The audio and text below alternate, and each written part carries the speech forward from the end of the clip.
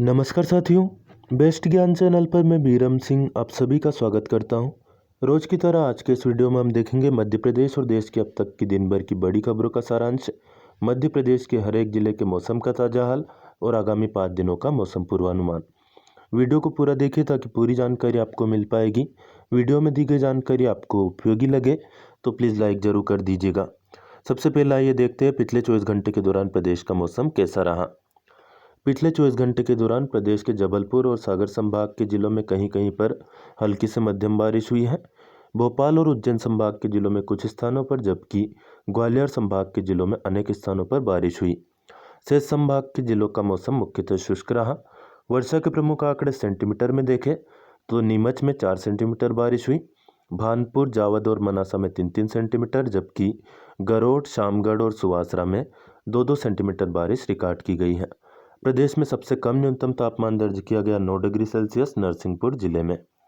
बात करें आगामी मौसम पूर्वानुमान की, 29 दिसंबर 2021 की सुबह तक जबलपुर और शहडोल संभाग के जिलों में अनेक स्थानों पर यानी कि 50 से 75% स्थानों पर गरज चमक के साथ बौछारें गिरने की संभावना है या हल्की से मध्यम बारिश हो सकती है।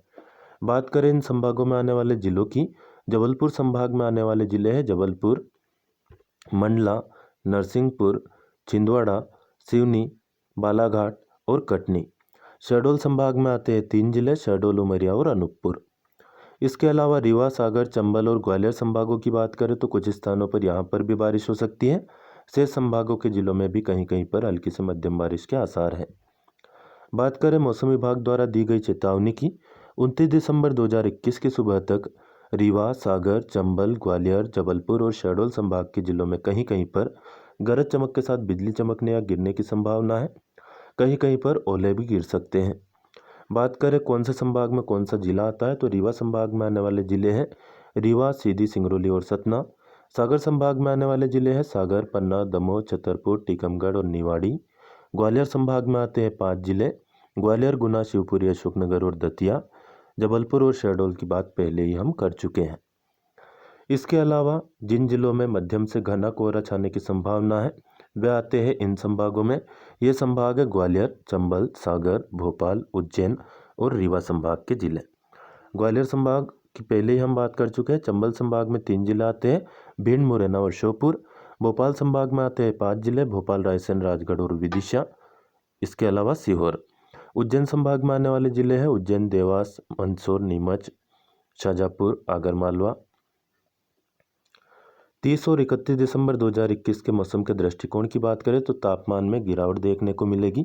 बात करें राजधानी भोपाल और उसके आसपास के इलाकों के मौसम की, आकाश में बादल छाए रहेंगे। शहर के कुछ हिस्सों में हल्की वर्षा हो सकती है। सुबह के समय कोहरा की संभावना है। 18 किलोमीटर प्रति घंटा की औसत रफ्तार से हवा चलेगी। अधिकतम तापमान 20 डिग्री जबकि न्यूनतम 10 डिग्री सेल्सियस के आसपास रह सकता है। अब जिलेवार मौसम पूर्वानुमान की बात करें तो 28 दिसंबर को हरदा, होशंगाबाद, निवाड़ी और बैतूल जिले में कहीं कहीं पर हल्की से मध्यम बारिश की संभावना है। साथ ही में आंधी चल सकती है और बिजली चमकने की भी संभावना है। सिंगरौली, छतरपुर, सागर, टीकमगढ़ और पन्ना जिले में कुछ स्थानों पर यानी कि 25 से 50% स्थानों पर बारिश की संभावना है। सागर जिले में कहीं कहीं पर ओलावृष्टि भी हो सकती है। बालाघाट जिले की बात कर लेते हैं। बालाघाट, नरसिंहपुर, सिवनी और मंडला, इन सभी जिलों में आज अनेक स्थानों पर यानी कि 75% या उससे भी ज़्यादा स्थानों पर बारिश हो सकती है। 29 दिसंबर की बात करें, बालाघाट, नरसिंहपुर, सिवनी और मंडला जिले में कहीं कहीं पर यानी कि 25% या उससे भी कम स्थानों पर बारिश की संभावना है। 30, 31 दिसंबर को और 1 जनवरी 2022 को मौसम के शुष्क रहने की संभावना है। दमोह जिले में कुछ स्थानों पर हल्की से मध्यम बारिश हो सकती है। रीवा, सतना और सीधी जिले में भी कुछ स्थानों पर हल्की से मध्यम बारिश के आसार है आज। साथ ही में धूल भरी आंधी चल सकती है। उमरिया, अनूपपुर, शहडोल और डिंडोरी, इन जिलों में अनेक स्थानों पर यानी कि 75% तक स्थानों पर हल्की से मध्यम बारिश के आसार है। साथ ही में आंधी चल सकती है, बिजली चमक सकती है, कहीं कहीं पर ओले भी गिरने की संभावना है। इसी प्रकार का मौसम उमरिया, अनूपपुर, शहडोल और डिंडोरी जिले में 29 दिसंबर को भी रहने की संभावना है। लेकिन 29 दिसंबर को कुछ स्थानों पर यानी कि 25 से 50% स्थानों पर बारिश की संभावना है, जबकि 28 दिसंबर को उससे ज़्यादा स्थानों पर बारिश हो सकती है। कटनी, छिंदवाड़ा और जबलपुर में 28 दिसंबर को अनेक स्थानों पर, जबकि 29 दिसंबर को कहीं कहीं पर बारिश के आसार हैं। साथ ही में कहीं कहीं पर ओलावृष्टि भी देखने को मिल सकती है कटनी और छिंदवाड़ा जिले में। गुना, ग्वालियर, शिवपुरी और दतिया जिले की बात कर लेते हैं। इन सभी जिलों में कुछ स्थानों पर हल्की से मध्यम बारिश की संभावना है 28 दिसंबर को। कुछ स्थानों पर ओले गिरेंगे, जबकि कुछ स्थानों पर कोहरा छाने की संभावना है।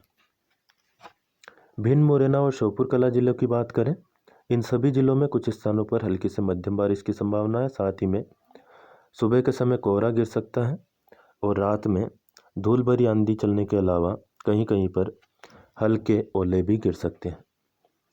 अन्य जिलों की बात करें तो अन्य जिलों में 29 दिसंबर और उसके बाद में मौसम साफ रहने की संभावना है। लेकिन 28 दिसंबर को भोपाल, रायसेन, राजगढ़, विदिशा, सीहोर, अलीराजपुर, बड़वानी, बुरहानपुर, खंडवा, खरगोन, झाबुआ, देवास, धार और इंदौर जिलों में कहीं कहीं पर यानी कि 25% या उससे भी कम स्थानों पर हल्की से मध्यम बारिश की संभावना है। धार जिले में कोहरा छा सकता है। आगरमालवा, मंदसौर, नीमच, रतलाम और शाजापुर जिले में 28 दिसंबर को हल्की से मध्यम बारिश कहीं कहीं पर हो सकती है। उज्जैन, अशोकनगर, भिंड, मुरैना और श्योपुर कला जिलों में कुछ स्थानों पर हल्की से मध्यम बारिश के आसार हैं। उज्जैन जिले में कोहरा छा सकता है। अशोकनगर, भिंड, मुरैना और श्योपुर कला जिले में कहीं कहीं पर ओले गिर सकते हैं।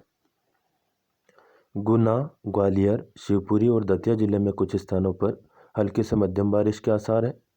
कहीं कहीं पर धूल भरी आंधी चलने, बिजली चमकने या गिरने की संभावना है। सुबह के समय कोहरा छाया रहेगा। कहीं कहीं पर ओलावृष्टि भी देखने को मिल सकती है। साथियों, डेली न्यूज़, करंट अफेयर्स, सरकारी नौकरी और योजनाओं की जानकारी के लिए इस चैनल को आपने अभी तक सब्सक्राइब ना किया हो तो सब्सक्राइब जरूर कर लीजिए। कोई प्रश्न या सुझाव आपका हो कमेंट करके पूछ सकते हैं, सुझाव हो तो ज़रूर बताएं। लाइक, शेयर और सब्सक्राइब करना बिल्कुल मुफ्त है, कोई नया पैसा आपकी जेब से नहीं जाएगा, निश्चिंत रहिएगा। जो भी दोस्त आपसे जुड़े हो फेसबुक, व्हाट्सएप या टेलीग्राम ग्रुप के जरिए, प्लीज़ उनको भी वीडियो की लिंक जरूर शेयर करें। हाल ही में राज्य शासन ने 15 से 18 वर्ष के आयु वर्ग के किशोरों के वैक्सीनेशन के लिए नई गाइडलाइन जारी की है। 15 से 18 वर्ष के आयु वर्ग के किशोरों का कोविन पोर्टल या फिर ऐप पर रजिस्ट्रेशन होगा। 1 जनवरी से रजिस्ट्रेशन शुरू होगा। 3 जनवरी से टीकाकरण शुरू होगा। किशोरों को केवल कोवैक्सीन ही लगाई जाएगी। रजिस्ट्रेशन के लिए कोविन ऐप या फिर पोर्टल पर आधार के साथ 9 दस्तावेजों की सूची दी गई है जिनके माध्यम से आप रजिस्ट्रेशन करवा सकते हैं। स्कूल का आईडी कार्ड भी मान्य होगा। ऐसे लाभार्थियों को सत्यापनकर्ता वैक्सीनेटर द्वारा ऑन साइट भी पंजीकृत किया जा सकता है। अपॉइंटमेंट ऑनलाइन या ऑन साइट दोनों ही तरह से बुक किया जा सकता है। ऑनलाइन स्लॉट बुक करवाने वालों को वैक्सीनेशन सेंटर पर रेफरेंस आईडी और सीक्रेट कोड की जानकारी देनी होगी जो कि उन्हें रजिस्ट्रेशन करने के दौरान मिला हो। सरकार आपके लिए single service delivery portal launch कर रही है। मध्य प्रदेश के नागरिकों को अब अलग अलग सेवाएं प्राप्त करने के लिए अलग अलग पोर्टल पर नहीं जाना पड़ेगा और सारी प्रमुख सेवाएं एक ही पोर्टल पर इससे प्राप्त हो सकेगी। स्कूली छात्रों के लिए अच्छी खबर है। सरकार छात्रवृत्ति के लिए एक योजना लाई है। राष्ट्रीय मीन्स कम मेरिट छात्रवृत्ति के लिए ऑनलाइन आवेदन हो रहे हैं। आप भी अप्लाई कर सकते हैं। इसमें पात्रता की बात करें तो मध्य प्रदेश राज्य में स्थित केवल शासकीय या फिर शासकीय अनुदान प्राप्त स्थानीय निकायों द्वारा संचालित विद्यालयों में वर्ष 2021-22 में कक्षा 8वीं में नियमित रूप से अध्ययनरत ऐसे विद्यार्थी ही इस परीक्षा के लिए पात्र होंगे जिन्होंने कक्षा 7वीं कम से कम सी ग्रेड प्राप्त किया हो और जिनके अभिभावकों की कुल आय 1.5 लाख रुपए से अधिक ना हो। इसके लिए कोई निर्धारित पाठ्यक्रम नहीं होगा। प्रश्नों का स्तर कक्षा 7वीं और 8वीं की परीक्षा के समान होगा। कोई परीक्षा शुल्क भी नहीं है। परीक्षा का माध्यम हिंदी और अंग्रेजी दोनों होगा। मध्य प्रदेश राज्य द्वारा निर्धारित कोटा के अनुसार अनुसूचित जाति, जनजाति और निःशक्त विद्यार्थियों के लिए जिलेवार आरक्षण का प्रावधान होगा। परीक्षा के विवरण की बात करें तो ऑनलाइन आवेदन करने की शुरुआती तिथि है 3 जनवरी 2022, लास्ट डेट रहेगी 22 जनवरी। परीक्षा होगी 18 फरवरी 2022 को। कोई परीक्षा शुल्क नहीं देना है, बस ऑनलाइन फॉर्म आपको भर देना है। परीक्षा का समय रहेगा 10:45 से दोपहर 12:30 बजे तक और दोपहर 12:30 से 2:15 बजे तक। मानसिक योग्यता परीक्षण यानी कि मेट होगा, मेंटल एबिलिटी टेस्ट, और शैक्षिक योग्यता परीक्षण यानी कि SAT यानी सेट। तो ये 2 तरह के पेपर होंगे, दोनों ही 90-90 मिनट के होंगे। 90 प्रश्न रहेंगे और 90 ही अंकों के रहेंगे।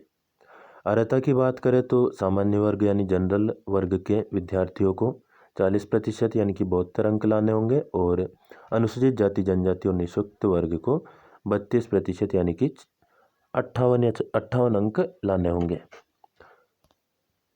तो यहाँ पर अच्छी खासी छात्रवृत्ति मिलती है, इसलिए आप इसमें अप्लाई कर सकते हैं। 1000 रुपये महीना आपको छात्रवृत्ति इसमें मिलेगी, साल के 12,000 रुपये। तो इसमें आप ज़रूर अप्लाई कर दें। नज़दीकी जो भी आपके कंप्यूटर सेंटर वाले हो उनसे आप संपर्क कर सकते हैं।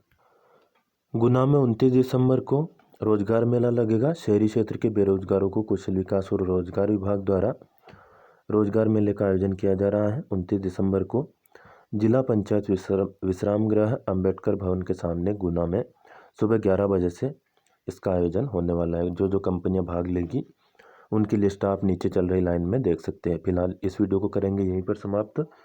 लाइक, शेयर और सब्सक्राइब करना बिल्कुल ना भूलें। कोई प्रश्न या सुझाव हो तो कमेंट करके ज़रूर बताएं। धन्यवाद। जय जवान, जय किसान, जय हिंद, जय भारत।